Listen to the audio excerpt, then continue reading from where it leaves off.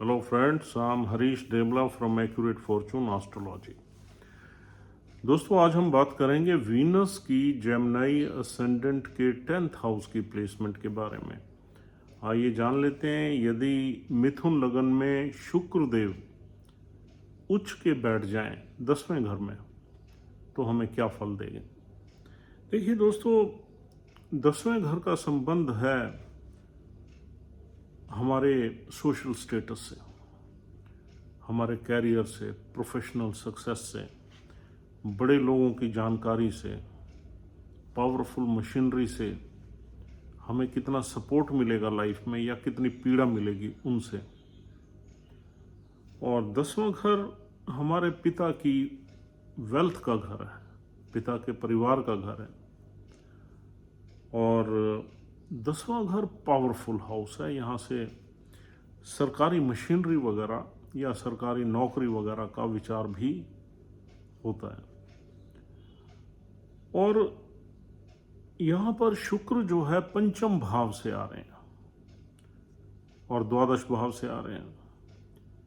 पंचम भाव से शुक्र आके उच्च के हो गए तो बहुत अच्छी प्लेसमेंट हो गई, यानी कि एक त्रिकोण घर का मालिक केंद्र में आ गया। तो this is a very auspicious placement. सबसे पहले ये एक बहुत बड़ा योग भी बना देते हैं, यहाँ बैठकर मालव्य नाम का एक पंच महापुरुष योग बना देते हैं, जो कि बहुत ऑस्पिशियस है, जो आपको ऐश्वर्य से, वेल्थ से, सोशल स्टेटस से और सुख सुविधाओं से संपन्न करता है। मालव्य नाम का जो पंच महापुरुष योग है। और दूसरा, ये केंद्र त्रिकोण राजयोग भी बन गया, यानी कि एक त्रिकोण के घर का मालिक केंद्र में आ गया। लेकिन दोस्तों, जितने भी राजयोग हैं, चाहे वो पंच महापुरुषीय राजयोग हों, चाहे वो केंद्र त्रिकोण राजयोग हों, चाहे कोई और राजयोग हो, विपरीत राजयोग को छोड़ के ये राजयोग तभी सफल होते हैं जब ये प्लैनेट यहां पर अकेले बैठे और दूसरा, इन पे किसी भी मैलेफिक प्लैनेट की दृष्टि ना हो। राहु की दृष्टि ना हो या राहु से युक्त ना हो, केतु की दृष्टि ना हो या केतु से युक्त ना हो, शनि की दृष्टि ना हो या शनि से युक्त ना हो। ये तो प्राइमरीली 3 प्लैनेट्स हो ही गए। इसमें मंगल और सूर्य भी शुक्र पे दृष्टि ना डालें या शुक्र के साथ ना बैठें तो बहुत ही बढ़िया रहेगा। तो ऐसे राजयोग बड़े रेयर चार्ट्स में मिलते हैं। यूं तो ये प्लेसमेंट तो आपको बहुत चार्ट्स में मिल जाएगी, लेकिन जब आप राजयोग का विचार करें तो इन सारी चीज़ों को देखना बहुत ज़रूरी है, नहीं तो आप भ्रमित हो जाएंगे। आप सोचेंगे ये तो बहुत बड़ा राजयोग बैठा हुआ है मेरे और मुझे फलित हो नहीं रहा, मुझे इसके फल तो मिल नहीं रहे, तो ये आपको भ्रमित कर देगा। इसलिए किसी भी राजयोग की रीडिंग लेनी हो, एनालाइज करना हो, तो आपका थोड़ा सा दृष्टिकोण थोड़ा सा अलग होना चाहिए, थोड़ा सा माइक्रो लेवल पे आपको जाना चाहिए, बारीकी में जाना चाहिए और तब देखना चाहिए कि क्या ये राजयोग सचमुच आपके चार्ट में बन रहा है। अभी तो हमने 4-5 चीज़ें आपको बताई हैं, इसमें 2-3 चीज़ें और भी हैं। 2-3 चीज़ें वो ये हैं कि जिस नक्षत्र में यहाँ शुक्रदेव बैठेंगे उस नक्षत्र का लॉर्ड भी खराब नहीं होना चाहिए, और जिस राशि में बैठेंगे उस राशि का लॉर्ड यानी कि जुपिटर वो भी खराब नहीं होना चाहिए। अगर ये सारी चीज़ें मीट आउट हो जाती हैं तो ये फिर बहुत ही बड़ा राजयोग बन जाएगा और आपको करोड़ों रुपए की संपदा में ले जाएगा। तो इन चीज़ों को देखना, हालांकि यहाँ पर शुक्र का एग्जाल्ट होकर बैठना ही बहुत बड़ी बात है, और उस पर चाहे कुछ उसमें प्रॉब्लम्स भी अगर हों तब भी इसके अच्छे फल देखने को मिलते हैं। लेकिन शुक्र का संबंध मेनली आर्ट से रहता है, आर्ट से, क्रिएटिविटी से, सेक्स से, रिलेशनशिप से, ब्यूटी से, फैशन से, क्रिएटिव आर्ट से, इन चीज़ों से रहता है। और जब भी शुक्र एग्जॉल्टेड होता है तो हमने बहुत चार्ट्स पे इसको देखा है, ये हमें रिलेशनशिप्स में ज़्यादा रखता है। एक्स्ट्रा मैरिटल में रखता है, बिफोर मैरिज कई रिलेशनशिप्स में रखता है, क्योंकि शुक्र इन्हीं चीज़ों का कारक ही है, सिग्निफिकेटर ही है। शुक्र का मतलब रिलेशंस आपके, शुक्र का मतलब ब्यूटी, क्रिएटिविटी। तो ये एक चीज़ यहाँ पर है। तो ये पूरा ऐश्वर्य देता है, अय्याशी, ऐशो आराम देता है। लेकिन शुक्र में दूसरी क्वालिटीज़ भी हैं, स्पिरिचुअलिटी की तरफ भी ले जाता है, क्योंकि गुरुदेव हैं और ये ज्ञाता हैं, कई शास्त्रों के ज्ञाता हैं। तो अगर शुक्र आपको स्पिरिचुअलिटी की तरफ यहाँ बैठा हुआ शुक्र ले जाए तो डेफिनेटली आपको बहुत ही ज्ञानी बना देगा और बहुत ही अपनी क्वालिटी से संपन्न कर देगा। अब वो कंडीशंस क्या हैं जिसमें ये स्पिरिचुअलिटी की तरफ ले जाएगा? वो कंडीशन ये है कि गुरुदेव जिसकी राशि में ये बैठा हुआ है उनका एग्जॉल्टेड साइन में बैठना ज़रूरी है, या उनका अपनी राशि में बैठना ज़रूरी है, 12 नंबर राशि में। तो यहाँ पर शुक्रदेव आपको कहीं ना कहीं स्पिरिचुअलिटी की तरफ ले जाएगा। दूसरा, शुक्र का यहाँ रेवती नक्षत्र में बैठना भी ऑस्पिशियस है, क्योंकि रेवती नक्षत्र का संबंध भी स्पिरिचुअलिटी से है। यहाँ पर 3 नक्षत्र मिलते हैं। पहला नक्षत्र है पूर्व भाद्रपद, उसका एक ही चरण है। दूसरा है उत्तर भाद्रपद, वो शनिदेव का नक्षत्र है। और तीसरा है रेवती। तो रेवती नक्षत्र में यहाँ स्पिरिचुअल एडवांसमेंट ज़्यादा से ज़्यादा हो सकती है। अब देखिए, यही शुक्र आपको ऐश्वर्य में ले जाएगा पॉजिटिव वे में या नेगेटिव वे में, यानी कि सेक्स एंड सेंसुअलिटी की तरफ ले जाएगा।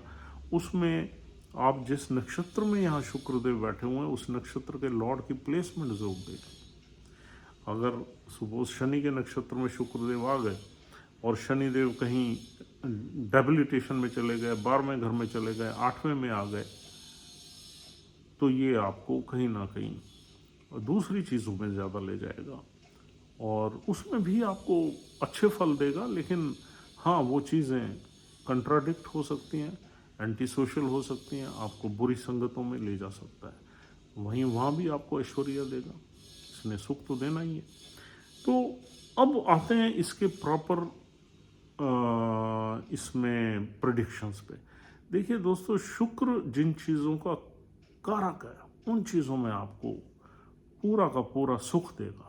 शुक्र कारक है रिलेशनशिप का, संबंधों का और ऐश्वर्य का, खाने पीने का, मौज मस्ती का, लग्जरी का, गाड़ियों का, लग्जरी कार्स का, घूमने फिरने का और क्रिएटिविटी का, आर्ट का।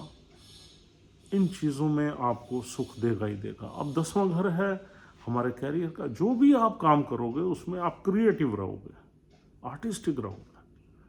दूसरा, जहां आप काम करोगे वहां पर लड़कियों का साथ काफ़ी मिलेगा आपको।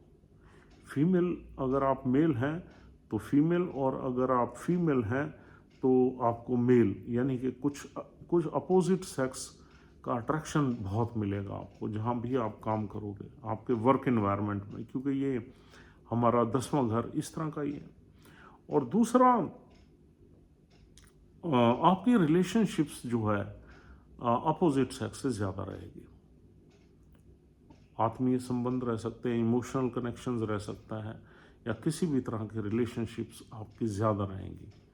और डोमेस्टिक लाइफ में आप थोड़े से वीक पड़ जाओगे, क्योंकि शुक्र के 12 नंबर के सामने 6 नंबर राशि है जो आपके चौथे घर में पड़ी हुई है, वहाँ शुक्र नीच का हो जाता है। तो यानी कि आपका वहाँ पर इंटरेस्ट कम रहेगा और अपने कैरियर में, प्रोफेशन में, अपने काम में, ऑर्गेनाइजेशन में जहां आप काम करते हो वहां आपका मन लगेगा। इस वजह से आपके पास सारी सुख सुविधाएं हो सकती हैं, लेकिन आप अपने डोमेस्टिक लाइफ का आनंद कम लेंगे, क्योंकि वहां पर 6 नंबर राशि है जो कि शुक्र की डेबिलिटेटेड राशि है। अब शुक्र का एग्जॉल्टेड, डीपेस्ट एग्जॉल्टेशन होता है 27 डिग्री में, ये मत भूलना, क्योंकि अर्ली डिग्री में शुक्र को बहुत ज़्यादा एग्जॉल्टेशन के फल नहीं मिलते। अगर शुक्र 27 डिग्री के आसपास है तो आपको यहाँ मैक्सिमम फल मिलेंगे, मैक्सिमम अच्छे फल मिलेंगे। और प्रोफेशनल लाइफ में आप बढ़िया रहोगे, आपका 10th हाउस मजबूत है, बॉडी लिम्स में देखा जाए तो 10th हाउस हमारे नीज का हाउस है, तो आपके नीज वगैरह में भी प्रॉब्लम नहीं रहेगी अगर गुरुदेव की प्लेसमेंट खराब नहीं है। तो अगर गुरुदेव भी 8वें घर में बैठ गए नीच के होके, तो फिर यहाँ प्रॉब्लम रहेगी। और अब देखते हैं हम, ये तो हमने देखा है कि शुक्र जिन चीज़ों का कारक है उन चीज़ों में आपको अच्छे रिजल्ट्स दे रहा है। और अब देखते हैं शुक्र 5वें घर से उठ के आया हुआ है, तो 5वें घर से जो चीज़ें निकलती हैं उसके भी अच्छे फल मिलेंगे। यानी कि आपकी जो प्रोफेशनल लाइफ है उसमें सीधा का सीधा आपका पढ़ाई का यूज़ भी होगा। कहीं ना कहीं पंचम भाव हमारी एजुकेशन का है, जो डिग्री है, जो भी आप एजुकेशनल डिग्री लोगे उसका फ़ायदा आपको दशम भाव में मिलेगा ही मिलेगा। दूसरा, आपकी संतान बहुत ही सुंदर होगी, आपकी संतान भाग्यशाली रहेगी। आपकी संतान होने के बाद आपका भाग्य और उन्नति करेगा। आपका फर्स्ट चाइल्ड जैसे ही होगा आपकी डेस्टिनी और यानी कि एक लीप लेगी, बहुत बड़ा जंप लेगी। तो ये भी यहाँ से निकलता है। आपकी संतान प्रोफेशनल बनेगी, आर्टिस्टिक और क्रिएटिव परस्यूट्स में उनका इंटरेस्ट होगा, इंक्लिनेशन होगा, यानी कि कहीं ना कहीं आर्टिस्टिक चीज़ों में उनका रुझान रहेगा। और स्टॉक मार्केट में, सट्टे में आप पैसा कमा सकते हो। रोमांटिक लाइफ बड़ी पैशनेट रहेगी आपकी, रोमांटिक लाइफ बहुत ही पैशनेट रहेगी और आप कहीं ना कहीं फिजिकल रिलेशनशिप्स में भी रहेंगे और वो मैरिज में भी आपकी कन्वर्ट हो सकती है। और अगर शुक्र की डिग्निटी में थोड़ी प्रॉब्लम है, एफ्लिक्शन है, तो फिर आपके मैरिज में हार्ट ब्रेकअप्स वगैरह यहाँ रहते हैं। और पंचम भाव से हम देखते हैं अपनी बुद्धि आपकी बहुत अच्छी होगी, क्रिएटिव माइंडेड होंगे आपके, जो है कहीं ना कहीं आपका एक्सप्रेशन, जो सेल्फ एक्सप्रेशन है वो भी बहुत अच्छा होगा और लोग आपकी तरफ आकर्षित रहेंगे। बड़े लोगों से आपके संबंध, पावरफुल मशीनरी से आपके संबंध अच्छे रहेंगे और कहीं ना कहीं उनसे आपको लाभ भी मिलेंगे और सपोर्ट भी मिलेगा। अब 12वें घर का भी मालिक है शुक्र, 12वें घर से भी आपको यहाँ पर अच्छे फल मिलेंगे। यानी कि जब भी आप ट्रैवल करेंगे, इंटरनेशनल ट्रैवल करेंगे, तो आपको बेनिफिट्स मिलेंगे, फाइनेंशियल बेनिफिट्स भी मिलेंगे और रिस्पेक्ट भी मिलेगी, क्योंकि 10वें घर से ये सब चीज़ें हम देखते हैं। और लेकिन आप व्यय ज़्यादा कर सकते हैं यहाँ पर। एग्जॉल्टेड वीनस जो है ना, व्यय ज़्यादा करवाता है, और व्यय भी किस पे करवाता है? अपने ऐश्वर्य पे। यानी कि आप अगर कोई गाड़ी लेने का फैसला करेंगे तो एक लग्जरी कार लेने का फैसला करेंगे, तो व्यय आप ज़्यादा करेंगे उस पर। अगर आप अपनी वेशभूषा यानी कपड़ों को खरीदेंगे तो ब्रांडेड कपड़ों को खरीदेंगे, और अपनी पत्नी की सज्जो सजावट पे भी आप उसके ज़्यादा खर्च करेंगे, अपने घर के इंटीरियर्स पे भी ज़्यादा खर्च करेंगे। तो इस तरीके से आपके जो नॉर्मल खर्चे हैं वो ज़्यादा बढ़ जाते हैं जब एग्जॉल्टेड वीनस होता है तो। और फिर ये वैभाव का स्वामी भी है शुक्र, 12वें घर का स्वामी भी है। और अब 12वां घर हमारा बेड प्लेजर्स का है, तो वो दोष भी यहाँ पर आ जाता है। कहीं ना कहीं आप अपने प्लेजर्स पे, फिजिकल या कार्नल प्लेजर्स पे भी बहुत खर्चा करते हैं। दोस्तों, यहाँ बैठा हुआ शुक्र देखेगा चौथे घर को, चौथे घर से रिलेटेड हर चीज़ होगी आपके पास, लेकिन वहाँ मन आपका कम लगेगा थोड़ा सा, वहाँ उसका सुख थोड़ा सा आप कम लोगे और बाहर का सुख आपको ज़्यादा मिलेगा। और इंटरनेशनल ट्रैवल्स वगैरह भी यहाँ पर अच्छे देखने को मिलते हैं। और आपकी पत्नी भी काफ़ी सुंदर हो सकती है अगर ये मेल चार्ट है तो। फीमेल चार्ट है तो भी आपका आप एक बहुत ही संपन्न फैमिली से आ सकते हैं। और 10वां घर है आपके फादर की वेल्थ का घर, तो नेचुरली आपके फादर के पास वेल्थ अच्छी होनी चाहिए, परिवार में पैसा अच्छा होना चाहिए। अगर शुक्र में कोई अफ्लिक्शन नहीं है तो यहाँ पर अच्छे ही फल मिलते हैं, यानी कि you belong to a very good family और आपकी पैटर्नल फैमिली के साथ एक अटैचमेंट रहती है बहुत ज़्यादा। अब यहाँ पर शुक्र के बैठने से हमें कुछ ना कुछ इनहेरिटेंस वगैरह का भी सुख मिलता है। इनहेरिटेंस का ज़रूरी है, यहाँ पर सुख मिलता है। अगर इस शुक्र की एनर्जी को इंसान अच्छे से हैंडल करे तो यहाँ बहुत आदमी बहुत ही अपनी लाइफ में अच्छे सुख प्राप्त कर सकता है। अगर हम अय्याशी में आ जाते हैं और एक्स्ट्रा मैरिटल में घुस जाते हैं तो यहाँ पर कई तरह की प्रॉब्लम्स भी पैदा हो जाती हैं। शुक्र के साथ राहु का बैठना खराब माना जाता है, आपको कहीं ना कहीं गलत चीज़ों में ले जाता है। मंगल का बैठना भी खराब ही माना जाएगा यहाँ पर, और शुक्र के साथ शनि का बैठना भी यहाँ पर खराब ही माना जाएगा। अगर शुक्र के साथ ऑस्पिशियस प्लैनेट्स हैं, जुपिटर जैसा प्लैनेट बैठा हुआ है तो ये योग अच्छा है। अगर शुक्र अकेला बैठा हुआ है तो फिर ये राजयोग समान फल देता है। तो दोस्तों इस तरह से आप इसको एनालाइज कर सकते हैं। और जिस नक्षत्र में शुक्रदेव यहाँ बैठे हुए हैं उस नक्षत्र के लॉर्ड की प्लेसमेंट ज़रूर देखनी है आपने, और जुपिटर की प्लेसमेंट भी ज़रूर देखनी है। नक्षत्र हमने ऑलरेडी आपको बता दिए हैं। पूर्व भाद्रपद नक्षत्र गुरुदेव का है, जुपिटर का है, और उसमें जुपिटर की प्लेसमेंट देखिए। और उत्तर भाद्रपद शनिदेव का नक्षत्र है, उसमें शनि की प्लेसमेंट देखिए। और रेवती नक्षत्र बुध देव का, उसमें बुध की प्लेसमेंट देखिए। इसमें सबसे रिस्की प्लेसमेंट जो है वो उत्तर भाद्रपद की है, शनिदेव की है। शनिदेव के नक्षत्र में शुक्र आ जाए और शनि कहीं 12वें घर में बैठ जाए या 8वें घर में बैठ जाए तो, या नीच का बैठ जाए तो ये आपको कुसंगत वगैरह में ले जाता है और आप उल्टे सीधे कामों में ज़्यादा रहते हैं। रेवती नक्षत्र में भी ऐसा ज़्यादा नहीं देखा गया और ना ही पूर्व भाद्रपद में देखा गया। तो दोस्तों this is all for the day. उम्मीद करता हूँ ये प्लेसमेंट आपको समझ में आ गई है। ओवरऑल अगर हम इसे कंक्लूड करें तो ये बहुत ही बढ़िया प्लेसमेंट है जो आपको बहुत अच्छे फल दे सकती है प्रोफेशनल लाइफ में, और पर्सनल लाइफ में थोड़ी सी परेशानियां दे सकती है। तो दोस्तों this is all for the day. और कल हम आपसे शुक्रदेव की नेक्स्ट प्लेसमेंट के बारे में बात करेंगे।